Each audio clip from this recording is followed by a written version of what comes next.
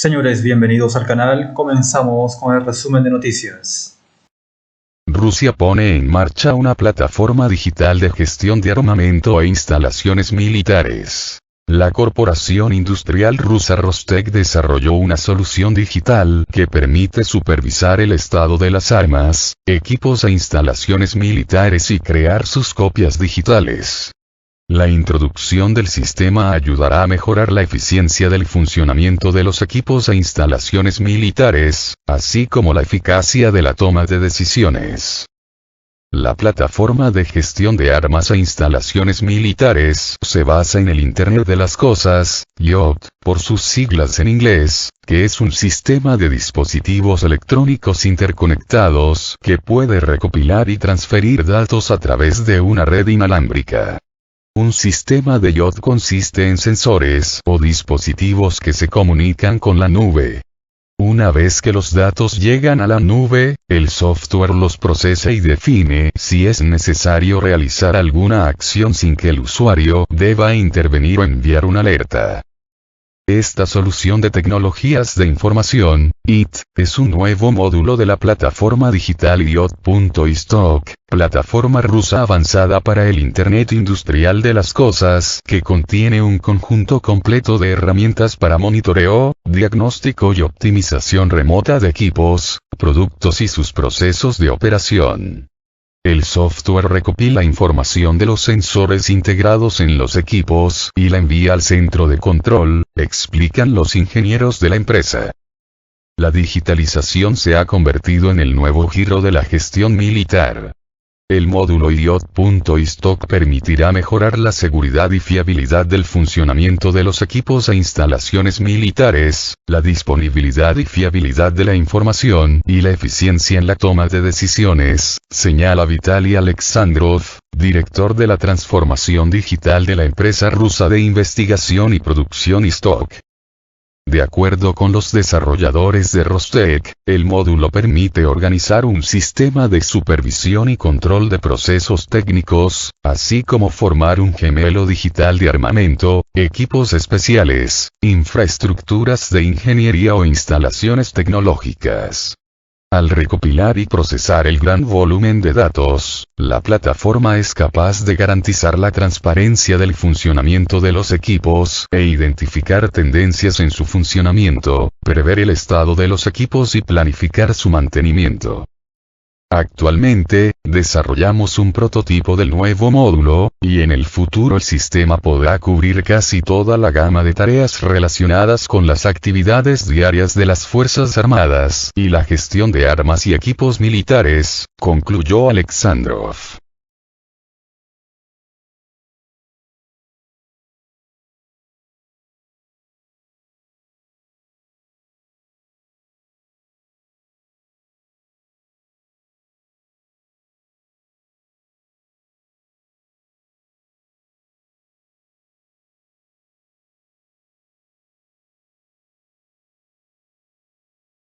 Militares rusos rechazan 3 ataques en la línea de Kupiansk. Los militares rusos repelieron 3 ataques de las fuerzas ucranianas en la línea de operaciones de Kupiansk y destruyeron un obús norteamericano M777 y un puesto de municionamiento, declaró a Sputnik el portavoz del grupo de fuerzas Zapad, Sergei Sivinsky.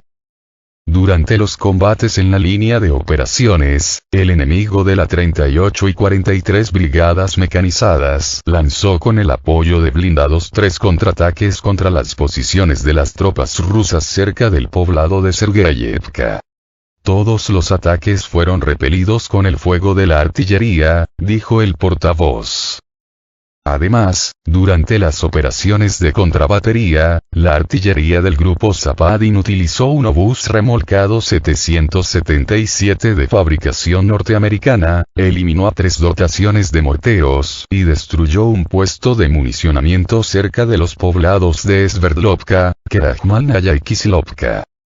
Rusia lanzó su operación militar especial en Ucrania el 24 de febrero de 2022 para defender las repúblicas populares de Donetsk y Lugansk, previamente reconocidas por Moscú como estados soberanos, frente al genocidio cometido por parte de Kiev.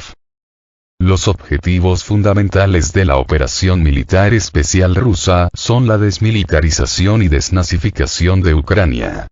Numerosos países occidentales apoyan a Ucrania con el suministro de armas y municiones.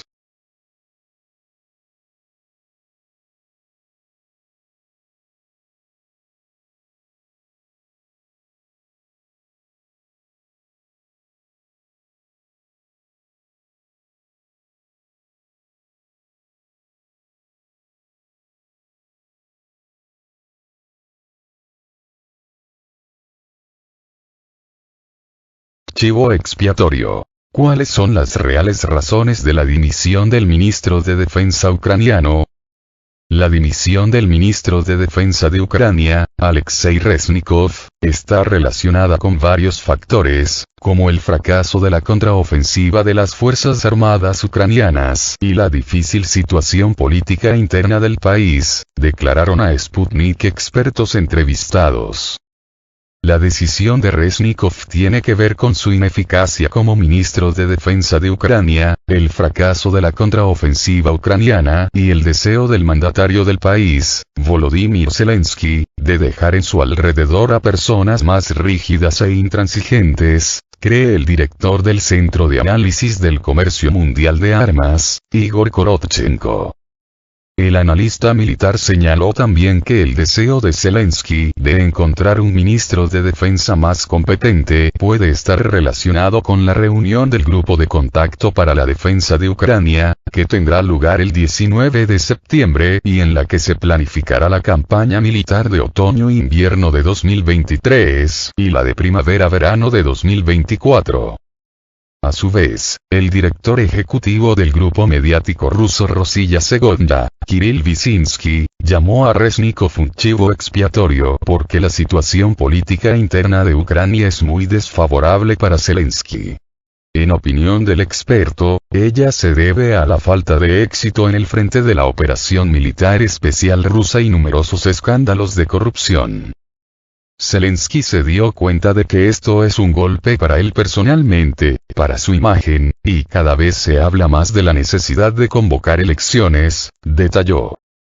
Como la caída de la imagen positiva del líder ucraniano no entraba en sus planes ni en los de su administración, era necesario sacrificar a alguien, agregó Vyshynski.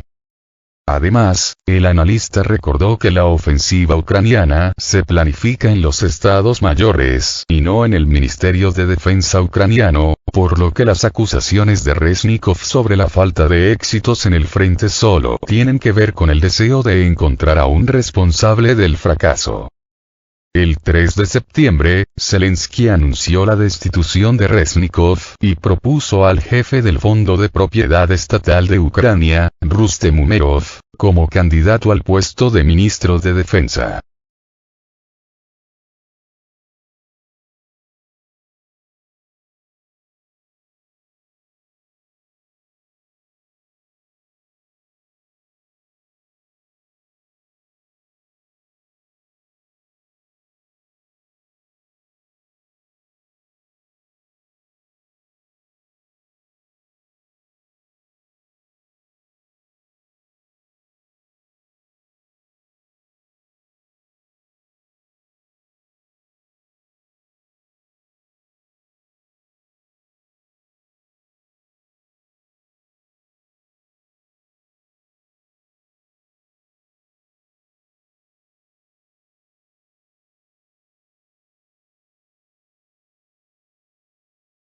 Rusia. Desdolarización es simplemente una realidad global. Rusia declara que la desdolarización es una realidad del mundo y enfatiza que el dólar es una herramienta de la hegemonía y el colonialismo estadounidenses.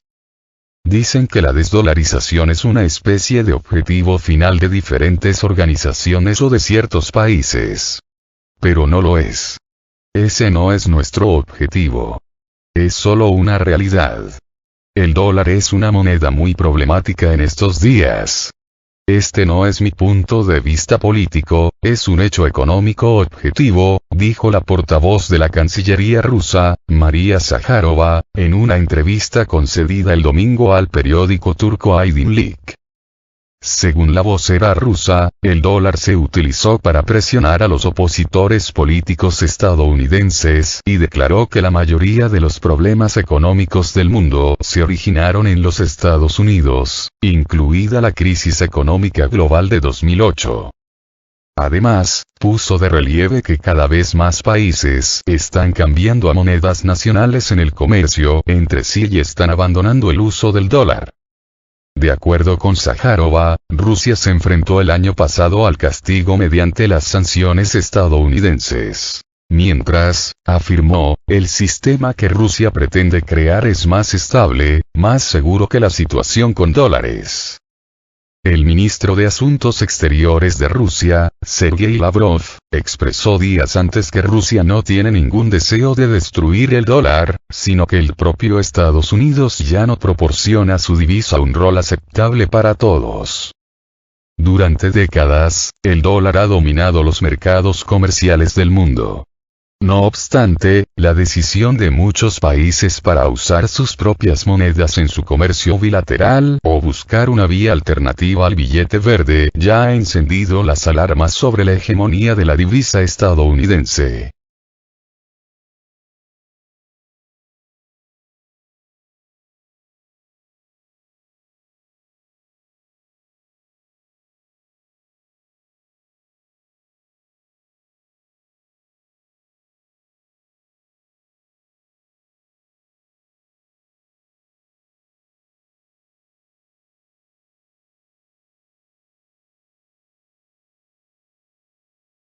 Maduro señala que monedas del grupo BRICS ganan terreno en comercio mundial. El presidente venezolano, Nicolás Maduro, aseguró el 4 de septiembre que las monedas nacionales de los países que integran el grupo de los BRICS siguen ganando terreno en el comercio internacional, y subrayó que el yuan lidera un alto porcentaje de las transacciones que se realizan actualmente en el mercado global. Cada vez más las monedas del grupo BRICS, Brasil, Rusia, India, China y Sudáfrica, entre ellas el yuan, van a ir ocupando un espacio, ya lo ocupan en el comercio mundial, ya se paga un porcentaje muy alto del comercio internacional en yuanes, es una moneda fuerte, enfatizó el mandatario durante la transmisión de su programa de televisión semanal con Maduro Más.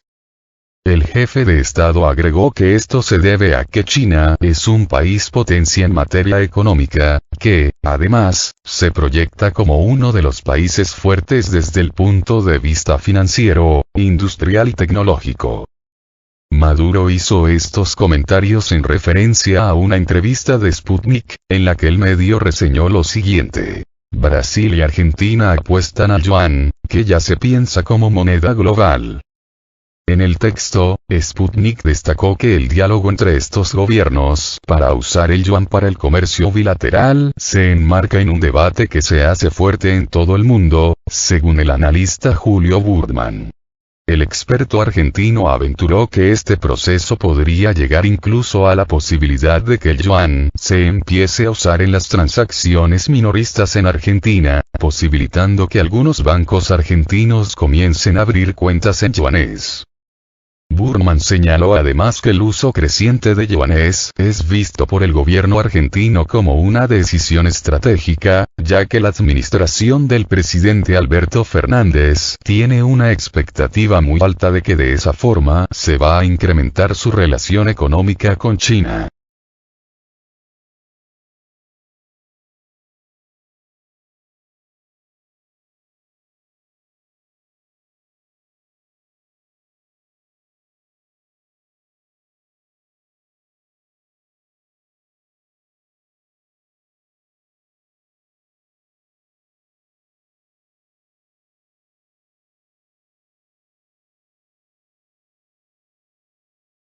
Desalentadores datos económicos en Estados Unidos dificultan la previsión de futuros tipos de interés. Los últimos indicadores del estado de la economía estadounidense siguen sin dar una señal clara sobre la dinámica de la actividad, mientras que se observa ralentización del crecimiento salarial, así como disminución del número de vacantes publicadas, opinan expertos del periódico ruso Kommersant. Según la Oficina de Análisis Económicos, el aumento de los precios en Estados Unidos se aceleró en julio. El deflactor del gasto de consumo, que la Reserva Federal, Fed, utiliza para evaluar la proximidad a su objetivo de inflación, mostró una aceleración hasta el 3,3% desde el 3% del mes anterior. Aunque los precios de los bienes en términos anuales disminuyeron un 0,5%, los de los servicios aumentaron un 5,2%, en términos intermensuales, los servicios subieron un 0,4%, los bienes bajaron un 0,3% y los costos de la energía volvieron a crecer un 0,1%. Excluyendo la energía y los alimentos, la inflación pasó del 4,1% al 4,2% intermensual, pero la interanual no experimentó cambios. Ambos índices subieron un 0,2% en junio y julio. En su intervención en una conferencia, el presidente de la Fed, Jerome Powell, ya había utilizado los datos de inflación de julio. En ese momento dijo que la desaceleración no es suficiente, ya que está causada por un descenso de los precios de la energía y los alimentos, que dependen de la coyuntura mundial, pueden distorsionar la dinámica real del alza de los precios. Con respecto al mercado inmobiliario, los indicadores también pueden parecer peligrosos desde el punto de vista de la Fed. El crecimiento del gasto en construcción ha continuado desde principios del año 2023. Por ejemplo, en julio, el índice aumentó un 0,7% con respecto a junio y un 5,5% interanual, mientras que en junio hubo un aumento del 0,5% y del 3,5%, respectivamente. Los precios inmobiliarios también reanudaron su crecimiento a pesar de la subida de los tipos hipotecarios, informa el medio ruso.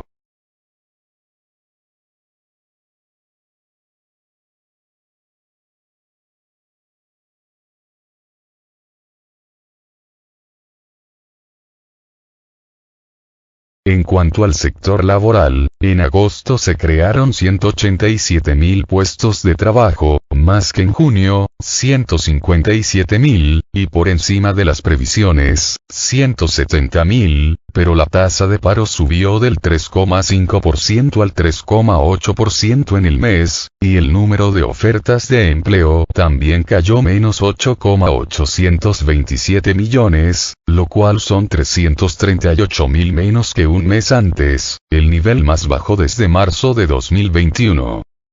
Al mismo tiempo, el crecimiento de los salarios, uno de los indicadores más importantes del grado de contribución a una inflación más sostenible en los servicios, se desaceleró del 0,4% intermensual al 0,2%, en términos anuales, del 4,4% al 4,3%. Según palabras de Powell, citadas por Commerzbank, la señal del mercado laboral de desequilibrio adicional podría servir como un incentivo para un mayor endurecimiento del tipo de interés. Por último, por debajo de los 50 puntos, la barra que separa el crecimiento de la actividad de la recesión, se mantiene el índice de gestores de compras que pasó de 46,4 a 47,6 puntos, mientras que el índice de gestores de compras del sector manufacturero estadounidense, según S&P Global, cayó en agosto a 47,9 puntos desde los 49 del mes anterior. La Reserva Federal ha aumentado la tasa de interés de referencia 10 veces desde marzo de 2022, en un esfuerzo por frenar la inflación, que todavía duplica la aspiración de la entidad. Al subir las tasas, se encarece el crédito para los bancos y otras instituciones financieras, lo cual hace que pedir dinero prestado sea más costoso y, por lo tanto, se desincentive el gasto, el consumo y la inversión. El aumento de las tasas por parte del Banco Central estadounidense puede tener un fuerte impacto en el resto del mundo, ya que inversores extranjeros pueden ver más atractivo invertir en ese país y retirar así sus capitales de otras naciones emergentes, lo cual a su vez desencadena una mayor demanda del dólar y, por tanto, su apreciación.